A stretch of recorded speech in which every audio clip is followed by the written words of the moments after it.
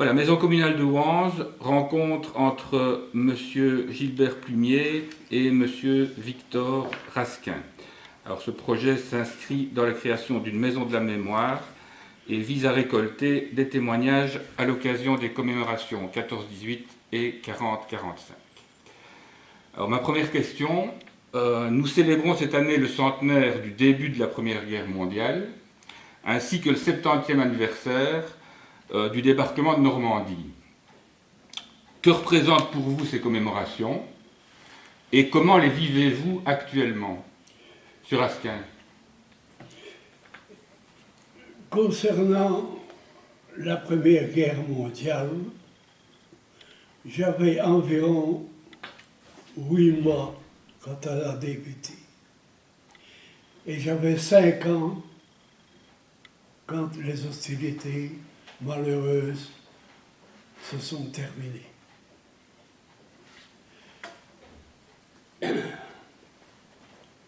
Si je peux vous être agréable,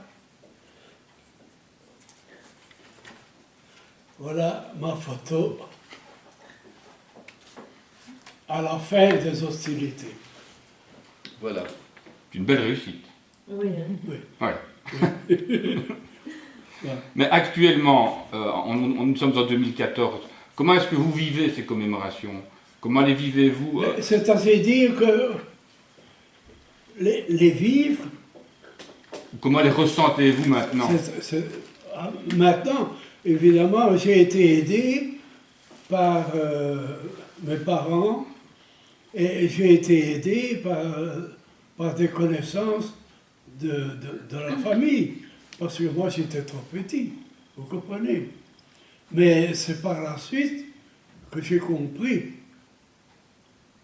cette fameuse... Parce que ça m'a toujours indigné, moi, cette histoire. Parce que,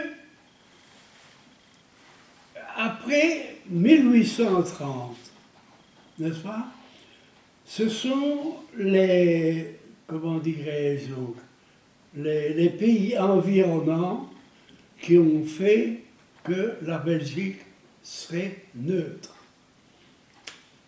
Il y en a un qui a payé, qui a signé comme les autres. Et on a été, monsieur, attaqué 2 fois par qui? Par le maire. Ça me dégoûte, ça. Moi, en tant qu'ancien prisonnier de guerre, je suis dégoûté. Donc vous pensez que actuellement les commémorations ont encore tout leur sens. Il faut continuer à en parler et il faut continuer à donner des leçons, entre guillemets. Oui. Oui. Vous trouvez que c'est utile, quoi. Je ne critique personne. Mais ce que j'ai vu à la TV, ça ne m'a pas fait plaisir. Pourquoi? J'ai vu le roi Philippe, en Allemagne, déposer une gère. Eh bien ça, vous en pensez ce que vous voulez. Moi, j'en pense ce que je veux. Monsieur Plumier, votre réaction sur ces commémorations, donc le débarquement de Normandie, 70e anniversaire, et le centenaire de la Première Guerre mondiale. Comment est-ce que maintenant, en 2014, vous les vivez, vous, ces commémorations? Mais voilà, j'ai été interpellé. De plusieurs façons. D'abord parce que mes parents qui ont vécu ça ne m'en ont jamais parlé de la guerre 14-18. C'est tout à fait incidemment, en me demandant pourquoi mon oncle Joseph, le frère cadet de ma mère, était allé s'installer en France. C'est ainsi que j'ai pris conscience, d'abord pris connaissance, du fait qu'il y avait pas mal de Français qui avaient été évacués ici chez nous. Mon oncle, ayant fait la connaissance d'une Française, l'a épousée et est allé s'installer dans le nord de la France, à Villers-Outreau. Donc, nous avons été ici submergés d'évacués français qui ont été forcés, véritablement. Ils sont arrivés ici dans des trains, dans des wagons bestiaux, par centaines. Madame Becker en signale 150 000 vers la Belgique. C'est énorme. En plus de ça, pour abonder dans le sens de M. Raskin, l'armée allemande a été très dure. Je trouverai peut-être un autre qualificatif tantôt. les bouches inutiles, comme ils ont appelé ça, c'est-à-dire toutes les personnes qui étaient âgées, les démunis, les enfants sans soutien parce que les parents, le père en tout cas était à la guerre, ont été évacués. Et ils ont voulu, nous avons donc ici chez nous des hospices entiers de Douai, de Lens, d'Arras, qui sont venus ici chez nous. Ces gens, vous vous rendez compte, de personnes âgées, donc plus âgées que nous, enfin de notre âge, si vous voulez, bien que je dois 20 ans de respect à M. Raskin, sont arrivés dans les mêmes conditions, dans des wagons à bestiaux, ont été débarqués à Huy, à Modave, à Amay, ou encore à Saint-Georges. Et à Amay et à Ampsin, il y a 2 stèles là-bas avec 40 évacués d'un hospice de Douai, décédés 2 mois après leur arrivée, au maximum 2 mois après leur arrivée. Ce sont des trains de la mort qu'ils ont organisés. Ils n'ont pas attendu 1940, la guerre 40-45, pour faire ce genre de choses. C'est abominable. Ok. Monsieur Raskin, vous aviez 27 ans en 1940, si je ne me trompe pas. Comment est-ce que ça s'est passé pour vous, le déclenchement de la Deuxième Guerre mondiale? Concrètement, comment avez-vous vécu ça? Comment ça s'est passé? C'est aussi dire que je ne vais pas vous donner ma date de naissance. Je la connais, en fait. Vous en avez connaissance, n'est-ce pas? Alors, après, évidemment, j'ai essayé de regrouper des fois pour avoir mes connaissances pour la Première Guerre mondiale. Alors, pour la seconde, j'ai fait mon service militaire au 1er lancier, à Spa. À ce moment-là, la cavalerie, ça faisait 13 mois, au lieu de 12, c'est ça? Bon. Nous avons été maintenus quelques mois en supplément parce que ça sentait déjà mauvais. Enfin, après les quelques mois qu'on a fait en plus, on a été démobilisés et j'ai été rappelé en septembre 1939 comme mobilisé. J'ai fait toute la mobilisation.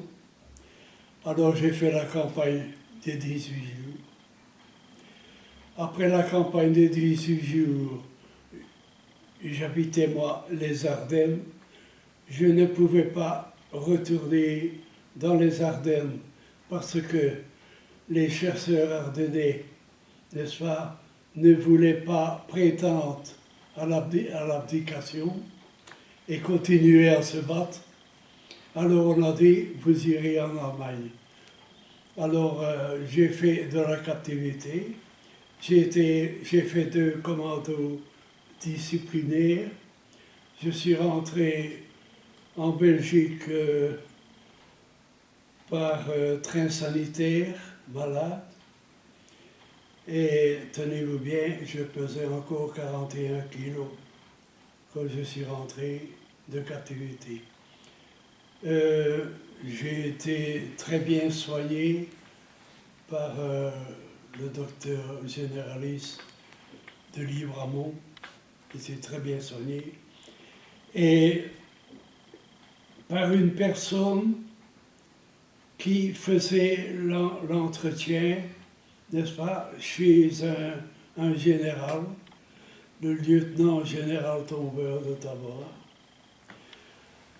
qui de temps en temps m'écrivait, j'ai encore des correspondances à la maison, simple petit plouc que j'étais, n'est-ce pas, il m'écrivait « Mon cher Raskin ».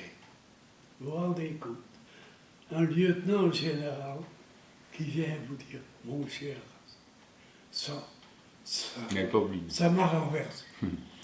Et il me donnait chaque fois qu'il avait une nouveauté quelconque, n'est-ce pas, d'un journal, il s'empressait de me l'écrire, et vous avez droit à ceci, et vous avez droit à ça, et n'oubliez pas de bien vous soigner. Tout. j'en ai jamais abusé.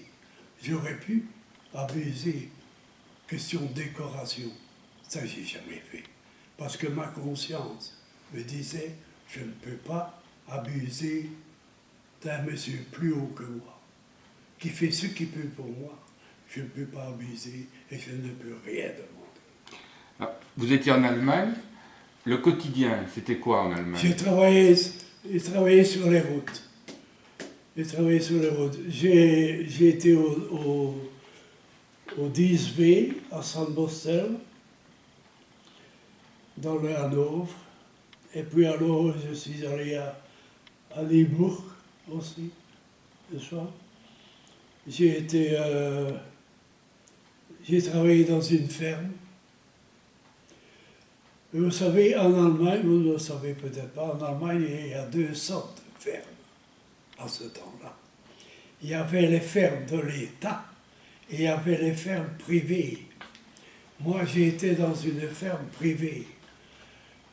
Le bauer, le maître, le patron, le cultivateur, a dit, chez moi, il n'y a pas 36 histoires. Les prisonniers, ils mangent à la même table. Si ça ne va pas, vous le reprenez. Et on regarde le Polonais. Enfin, on est tombé d'accord. Le Polonais est allé chez la sœur de ce qu'il avait, que le fermier avait épousé, et moi, je suis allé chez lui. Mais, évidemment, comme toute chose arrive, malheureux pour celui qui passe. Quand elle venait à la ferme, n'est-ce pas, ce n'était pas bonjour tante, bonjour mon oncle, tout ça. C'est le bras tendu, n'est-ce pas? Hey, hey, c'est bon. Mais le hey, un jour le fermier va chez la sœur de sa femme et il tombe sur le poteau rose. Vous savez ce que c'est du poteau rose? Hein? C'est le poteau rose. Vous allez me le dire. Il a fait ramasser le Polonais qu'on n'a jamais plus revu, destination inconnue sûrement. Et il a fait ramasser la propre sœur de sa femme qui a fait de la prison. Oui, ça, c'était l'armée allemande à ce moment-là. Hein. À la ferme où j'ai été, il y avait un petit gosse, pas plus haut que ça, qui a voulu me cracher à la figure. Faut pas vous demander comment ces gens initiés même les plus jeunes, n'est-ce pas? Moi, je l'ai attrapé, je lui ai assis 3 fois le cul par terre. Est-ce que vous avez trouvé des gens bien là-bas? Des gens bien. Est-ce que vous avez trouvé des gens bien? Des gens bien. Est-ce qu'il y en a qui vous ont aidé, par exemple? C'est-à-dire que le fermier, le fermier, pour moi, il était valable, mais je le considérais toujours comme un ennemi. Hein. Ça, il n'y a rien à faire. Que vous soyez, vous êtes ennemi, que vous soyez bien 100%, vous ne serez toujours qu'un ennemi. Hein. À ce propos-là, est-ce que vous aviez la possibilité, d'une certaine manière, de résister, d'organiser une résistance là où vous étiez? C'était possible, ça? Mais la petite résistance, c'est bien simple, écoutez. Quand les Anglais ont venu, n'est-ce pas,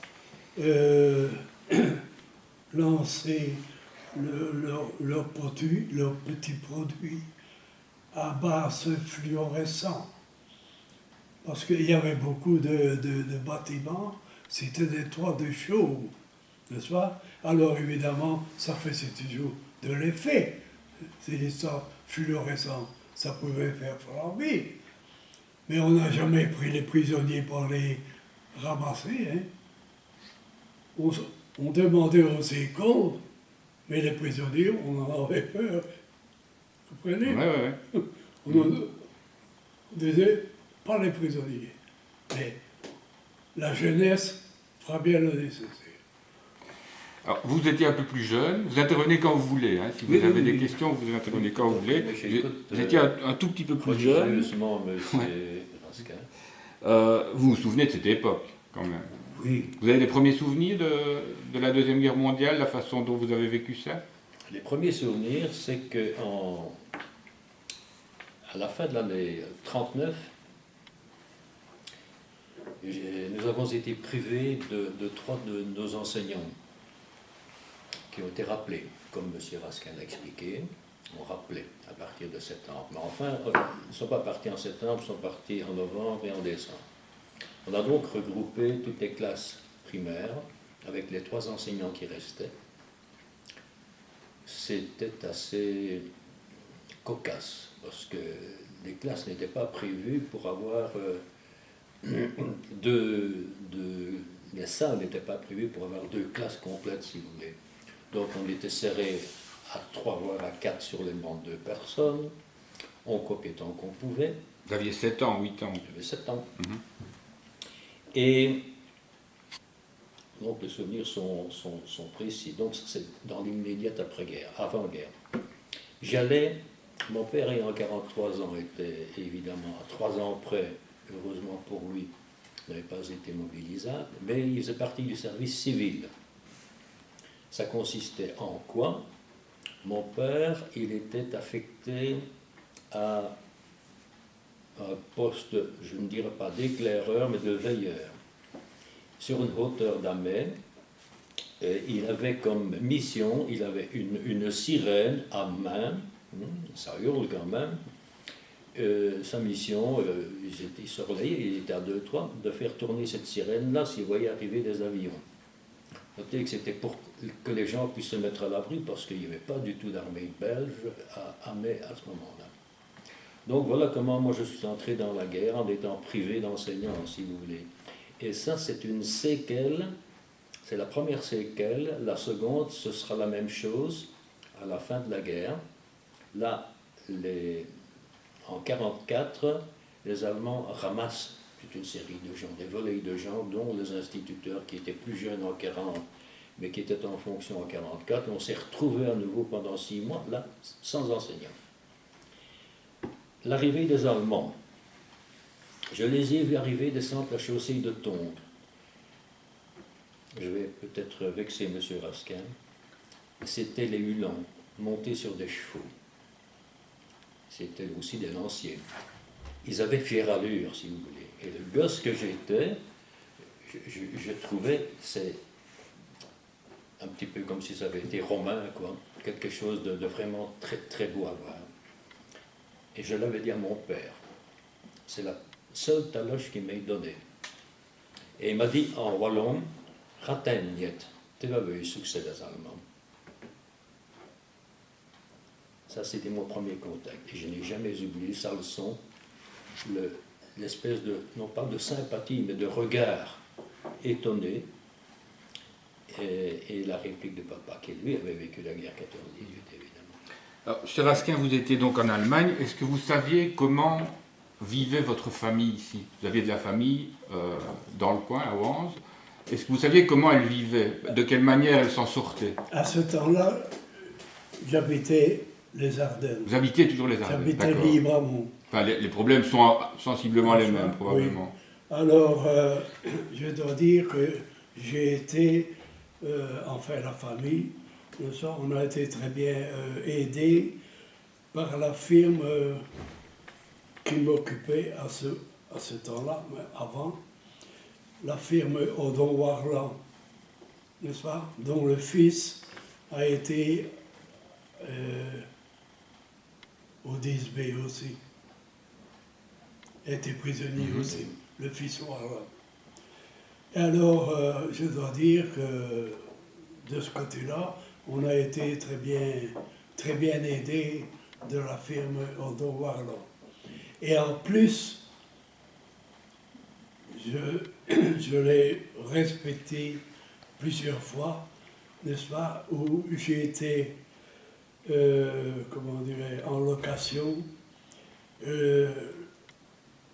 La patronne de maison a dit, tant que le mari sera en captivité, vous ne payerez pas de location.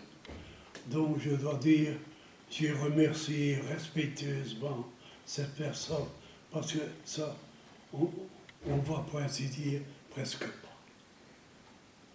Et tant que j'ai fait ma captivité, on n'a pas payé de location. Quand je suis rentré par train sanitaire, pour enchaîner un petit peu sur la fin de la campagne 40-45, j'ai un ami, un luxembourgeois, qui recevait beaucoup d'Allemands chez lui, étant donné qu'il parlait un peu le patois, pour se faire coiffer. Et à Libramont, on se méfiait un petit peu de lui. C'était un grand ami à moi. Il y a un bombardement anglais qui a été touché à la province de Luxembourg, notre province de Luxembourg a été touché, abattu. Et il y en a un des membres qui est allé chez lui. Il était embêté parce qu'il ne savait comment faire. Il avait son salon de coiffure, il avait les Allemands qui venaient. On se méfiait. Alors, il vient me trouver. Alors je lui ai dit, mais tu sais qu'à Libramont, on se méfie de toi. Parce que j'avais un caractère sec à ce moment-là. Alors je dis, il faut faire attention. Oui, mais d'ici, j'ai un Anglais à la maison et qu'est-ce que je dois faire? Mais je dis, et alors l'Anglais? Il ne connaît pas un mot de français. Mais c'est très bien.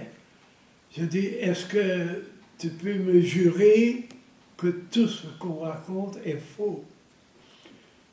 Alors il me fait le serment. Ben, je dis, c'est très bien, tu viens avec. Et comment je vais faire? Ben, je viens simple, il n'a qu'à te suivre. Et quand tu arriveras à la maison, tu fais ça, et il saura bien où il doit rentrer. Et je l'ai sauvé.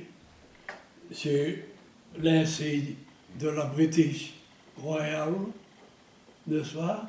Je corresponds toujours avec lui. Il s'est marié après, il a de la famille. Il était policier en Angleterre. Donc c'était un garçon, voilà. Alors évidemment, il était à la maison, seul avec moi, n'est-ce pas? J'avais évincé un peu l'épouse. Et à brûle pour point, comme ça, je lui dis, tu es un espion. Alors je vois 2 larmes qui coulent. Et il me montre tout ce qu'il avait de secret dans sa poche et qui n'était pas un espion. Et alors j'ai eu la visite de 2 personnes. Étaient-ce des résistants? Étaient-ce des faux résistants? Je n'en sais rien. Mais ils sont venus et je n'étais pas là. Et ils ont dit, il faut que M. Raskin fasse attention.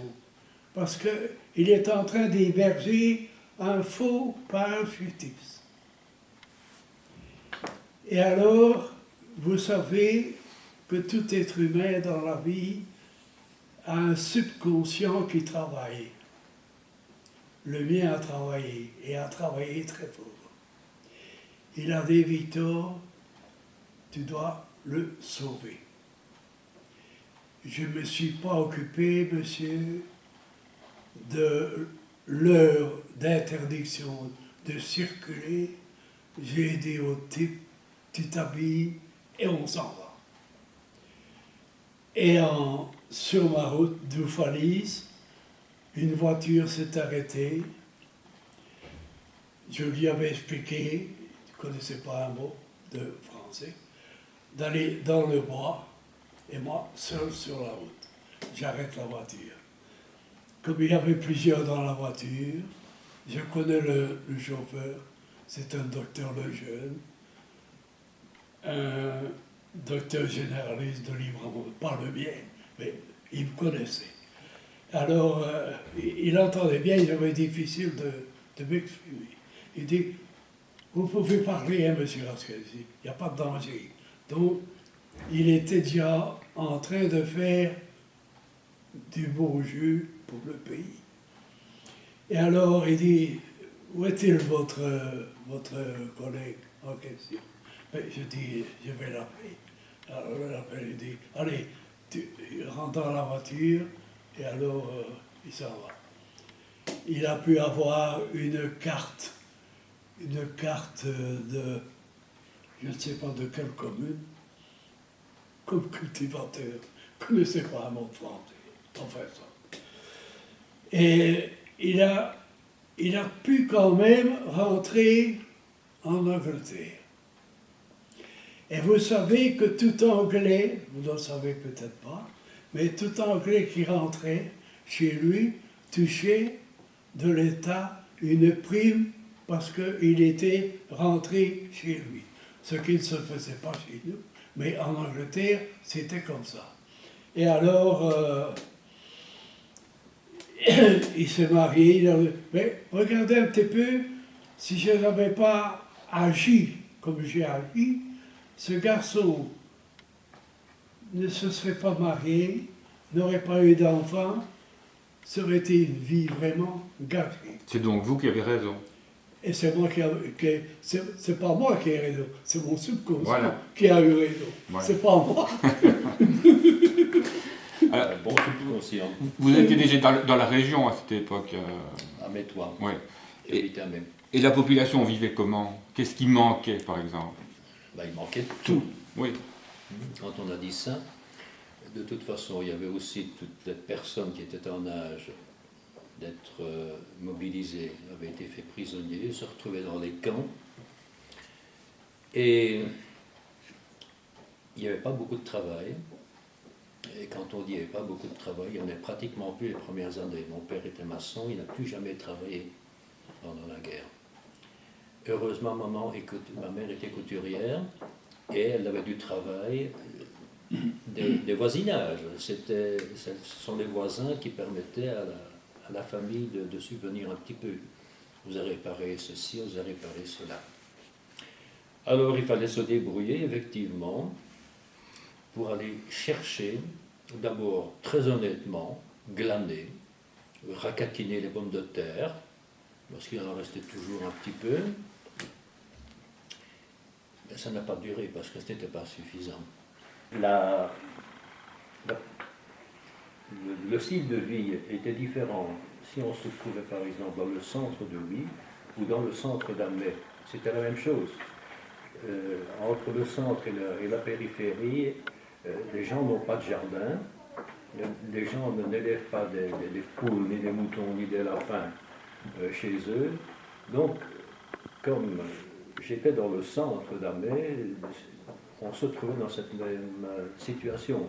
Très peu de choses, un jardin de ville qui a été utilisé, surutilisé, qui ne donnait plus rien du tout, sinon des charbons.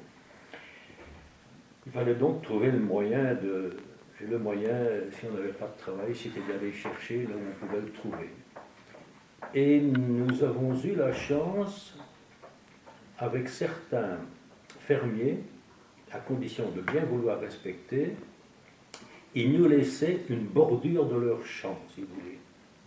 Ils disaient, voilà, si vous n'entrez pas, si vous n'essayez pas d'entrer sur le champ avant que nous n'ayons fini la moisson, on vous laissera une bordure. Et parfois, c'était 10-15 mètres de bordure, c'était intéressant. Et mieux que cela, à Villers-le-Temps, parce que d'Amet, nous montions évidemment avec notre brouette, avec maman, jusqu'à Villers-le-Temps, le fermier avait dit, on va vous aider.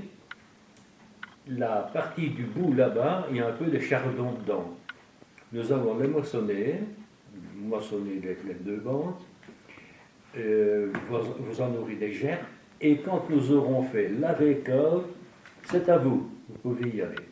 Donc, on a quand même eu cette chance-là de tomber sur des personnes qui étaient ouvertes, qui voyaient bien que nous n'étions pas, que ce n'était pas pour faire du marché noir, nous n'avions pas l'occasion de faire du marché noir. Un petit exemple au point de vue marché noir. La livre de beurre en 1943, elle coûtait 100 pfennig. Il fallait mettre pièce de 50 centimes dans une bouteille par pièce de 50 centimes, et quand la bouteille était à moitié pleine, il y avait assez d'argent pour avoir une livre de beurre. Et cette livre de beurre, nous étions assises dans la famille, mes grands-parents, mes parents, ma soeur et moi. Nous avions 2 mois avec. 2 mois. 2 mois, avec une livre de beurre. On n'aurait pas su faire autrement, c'était la misère. Voilà. Donc, je vais vous demander peut-être, je vais vous poser la même question à tous les deux.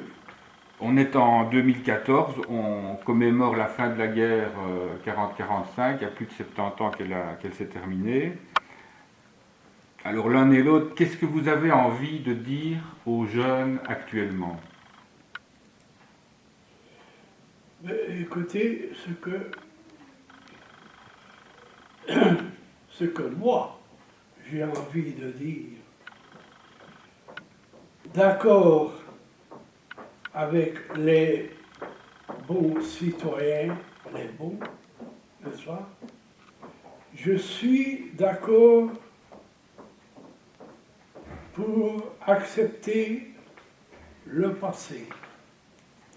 Parce que il y a des citoyens, de pauvres, malheureux citoyens. Je dis comme ça parce que je les mets sur le côté. Qui ne pense qu'une chose, qu'on supprime le passé. Monsieur, si, je mets des conditionnels, on supprime le passé, qu'est-ce qui va se passer? On est en train de travailler pour faire sortir la mémoire. Si on supprime le passé, on oublie 14-18 et 40-45. Comment voulez-vous arriver à construire le futur si vous oubliez le passé? C'est pas possible. Alors, ces gens-là, pour moi, ce sont des imbéciles, d'un côté. Voilà.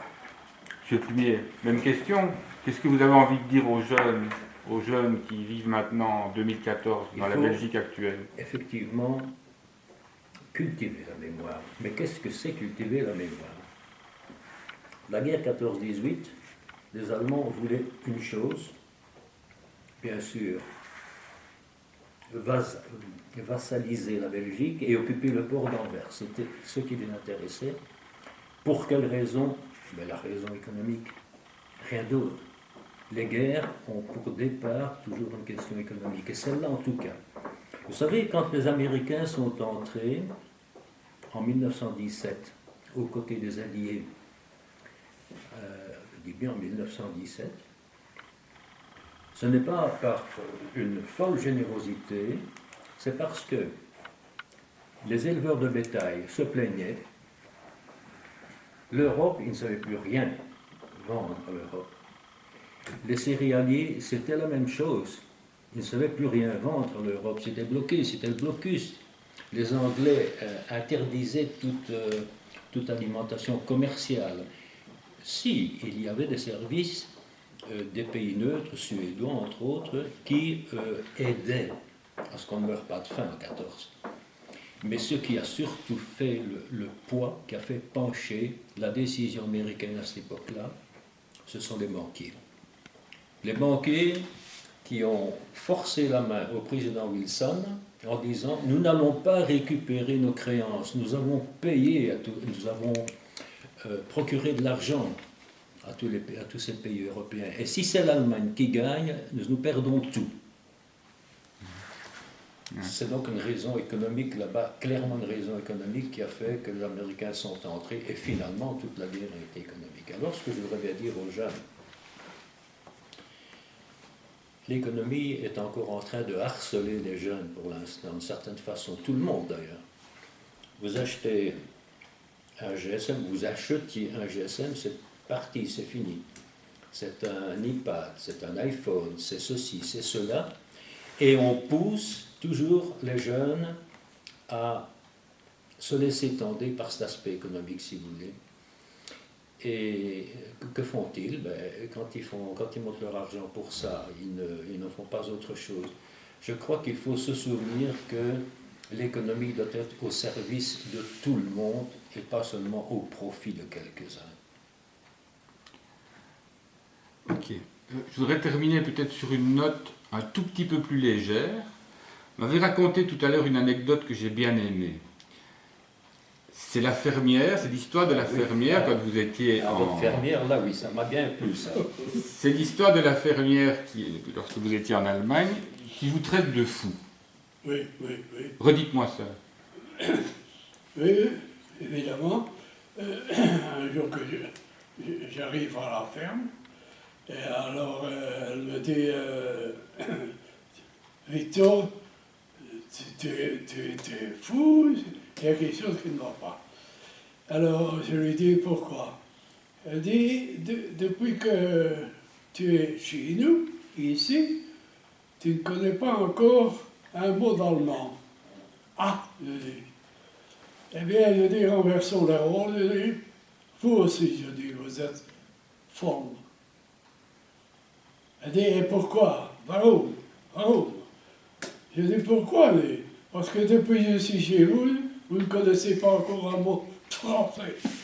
Je dis, maintenant, je vais vous parler de charité. J'en parlais un peu à M. Fluvier. M. Fluvier, vous n'avez pas l'appareil. Ça tourne toujours. Hein. Oui, la ferme où j'étais, c'était une ferme privée. Il ne me manquait de rien. J'étais bien nourri. Je dois dire que le fermier, pour moi, était valable. Mais toujours un ennemi, comme je vous l'ai dit. Hein. Mais j'avais des amis, prisonniers de guerre aussi, qui étaient dans des fermes de l'État. Là, pardonnez-moi l'expression, ils crevaient de faim. Parce que la ferme de l'État n'est pas une ferme privée. Alors, moi, j'avais essayé d'avoir une tartine ou deux supplémentaires à la ferme. C'était pas pour moi, j'en avais pas besoin, mais c'était pour donner à ces braves qui étaient dans des fermes de l'État. Et le fils dit à sa mère, ça va, d'accord, tu lui mettras, la fois prochaine, tu lui mettras 2 tartines en plus. Bon. Je me fie là-dessus, je reviens au commandant avec le paquet, j'ouvre le paquet, pas de tartine supplémentaire. Je dis, oh là là, qu'est-ce qui va se passer? La fois suivante, je dis, n'oubliez pas les tartines. Non, ça est fait. Ça est fait. J'ouvre le paquet, moi. Prisonnier de guerre, hein? Ennemi. Hein? J'ouvre le paquet. Je dis, et les tartines où sont-elles? Alors, le fils s'en est mêlé, a commencé à chatouiller un peu la mère, n'est-ce pas? Et les tartines, elles sont venues. Hein? Messieurs, je vous remercie beaucoup. Voilà. Fin de l'entretien le vendredi 25 avril 2014. Merci.